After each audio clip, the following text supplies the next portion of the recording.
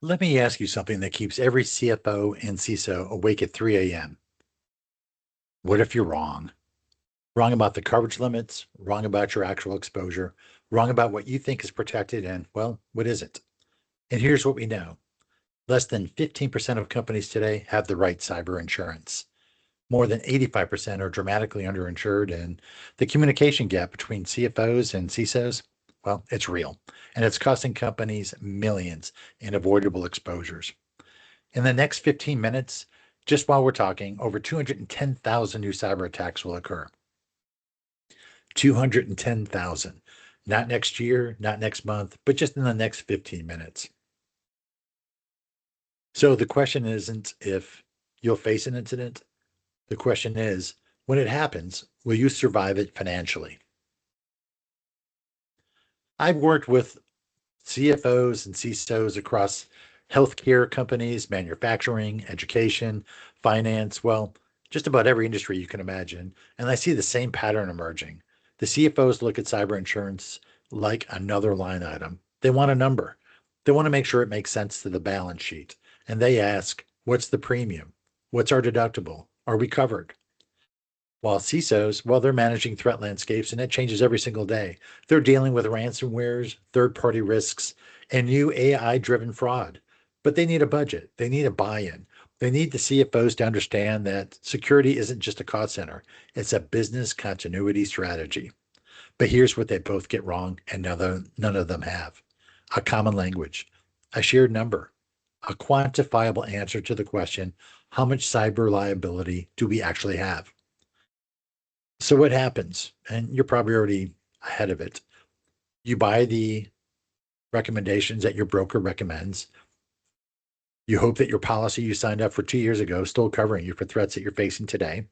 And when that breach happens, and statistically it will, you discover that your $2 million policy doesn't even come close to covering a $42 million loss. And that's not hypothetical, that's math. And we see it every day, again and again. So we built something a little bit different, and we call it the Cyber Risk IQ report. Think of it as a financial stress test for your cyber posture, but instead of guessing, we're using real data, real threat intelligence, and real financial modeling. And here's how it works. We ask one simple question. What would a cyber attack actually cost your company? Not a generic company, not an industry average, but your company with your revenue, your data, your operations, your third-party dependencies. We run your organization through over 50,000 threat scenarios, and they attack ransomware, business interruption, third-party breaches, forensics, restoration, legal costs, and regulatory fines, just to give you a few. Then we model a financial loss, dollar for dollar. We show you in black and white what it could cost if you lose an event and a breach. And then this is the game changer. We benchmark you. We compare your coverage limits against your peer companies in your industry. We show you where you're overinsured, underinsured, and most importantly, where the gaps are. And we recently worked with a mid-sized manufacturing company, and they were pretty confident. They had $5 million in cyber coverage, and their broker had assured them that they were very well protected.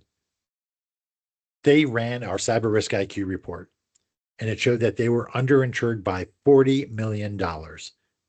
$40 million in uncovered exposures. That's not fear mongering, that's forensic financial modeling based on their actual risk profile. Now, let me show you what this looks like in practice. The Cyber Risk IQ report is built on 4 different steps. It's pretty simple, it's fast, and it gives both the CFO and CISO exactly what they need. Number 1, we start by data gathering. Our team reviews your current insurance policies, your applications, your incident response protocols, and your awareness training.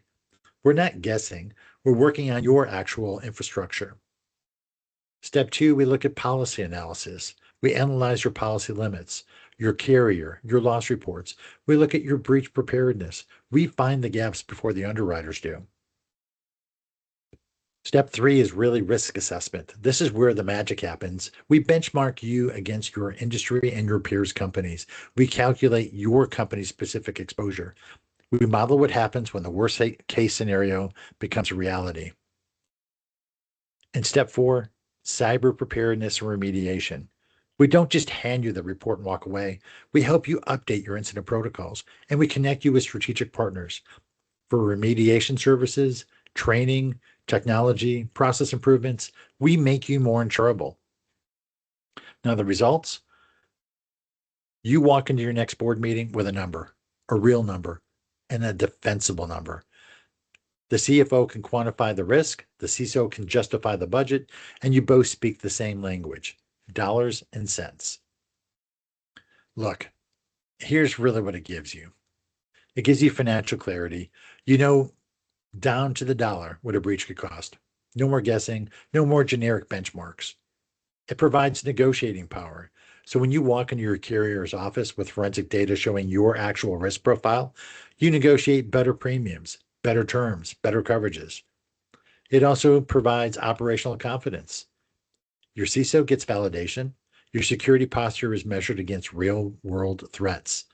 You know where to invest, where to improve, and where you're already strong. It provides board-level credibility.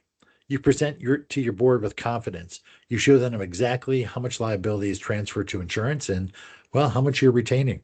They trust you because the math is real. So here's what I'm asking. Give us 30 days. We'll run a cyber risk IQ report. We'll show you where your exact exposures are benchmarked, modeled, and validated. If the number surprises you, and it almost does, we'll help you fix it. If it confirms you're right where you need to be, well, you'll have the data to prove it to your board, your auditors, and your underwriters. Because here's the truth. You can't afford to be wrong about this. The average cost of a data breach in 2025 was close to $5 million. But for the companies that were underinsured, that number can destroy decades of growth in just one quarter. So let me ask you again. What if you're wrong? Let's make sure you're not. Take a risk IQ assessment.